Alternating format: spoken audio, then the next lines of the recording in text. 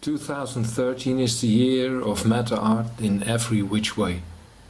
Not only is it the year the international art world is not able anymore to deny the presence of meta art as a most groundbreaking phenomenon in the arts, it is also a most fruitful year as far as new meta art is concerned.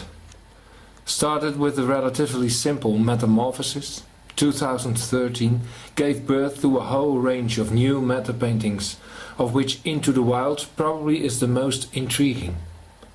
Highly enigmatic in its simplicity, while being complicated as can be. Frivolous and dead serious at the same time.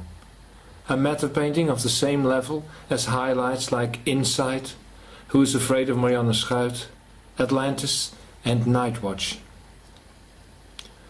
2013 is the year in which Marianne Schuit showed there was still no end to meta art's long parade of strong personalities.